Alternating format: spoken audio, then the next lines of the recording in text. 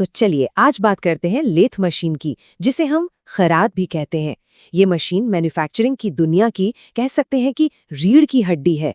जरा देखिए इसे। ये जो प्रोसेस हम देख रहे हैं, ये किसी भी मैकेनिकल वर्कशॉप की सबसे बुनियादी और सबसे ज़रूरी प्रक्रियाओं में से एक है, जहां असल में धातु को आकार दिया जा रहा है।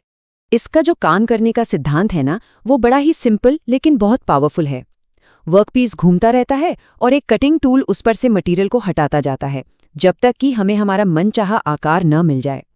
तो आज हम क्या क्या समझने वाले हैं?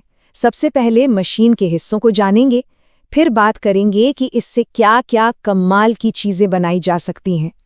अच्छा, इससे पहले कि हम ये समझें कि लेथ मशीन करती क्या है, चलिए फटाफट इसके मुख्य हिस्सों पर एक नज़र डाल लेते हैं। यहाँ मज़ेदार बात यह है कि ये सारे हिस्से मिलकर काम करते हैं। देखिए, हेडस्टॉक से पावर मिलती है, चक वर्कपीस को मजबूती से पकड़ता है, टेल स्टॉक उसे सहारा देता है और ये जो कैरेज है, ये टूल को कंट्रोल करता है।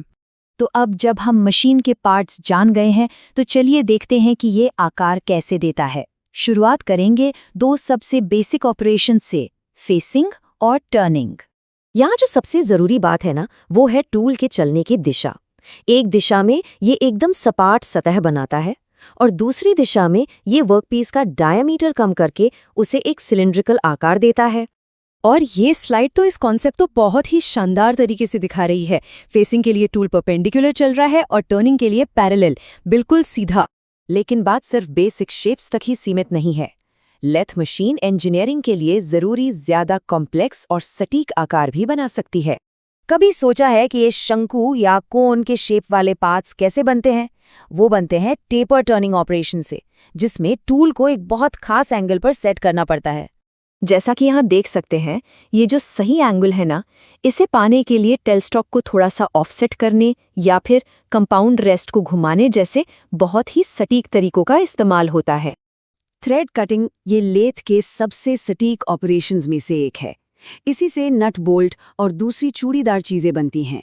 यहाँ का असली जादू है घूमते हुए स्पिंडल और टूल की चाल के बीच का तालमेल, मतलब सिंक्रोनाइजेशन। और इस पूरे मूवमेंट को कंट्रोल करता है लीड स्क्रू। और हाँ, लेथ मशीन सिर्फ बाहर की सतहों पर काम नहीं करती, ये अंदरूनी मशीनिंग और फाइनल टच देने में भी माहिर है। अच्छा, अगर किसी पीस के अंदर एक बिल्कुल सटीक साइज का होल बनाना हो तो देखिए, सबसे पहले ड्रिलिंग से एक शुरुआती होल बनाया जाता है। फिर उस होल को बोरिंग टूल की मदद से बड़ा किया जाता है, जब तक कि वो एकदम परफेक्ट सही डायमीटर का ना हो जाए। अब ये नर्लिंग एक बहुत ही दिलचस्प प्रोसेस है।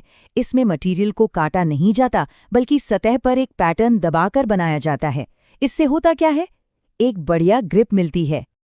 ये तस्वीर तो कमाल की है। देखिए कैसे एक चिकनी सतह को एक बेहतर पकड़ वाली टेक्सचर्ड सतह में बदल दिया गया, जैसे किसी टूल के हैंडल पर होता है ना, बिल्कुल वैसा ही।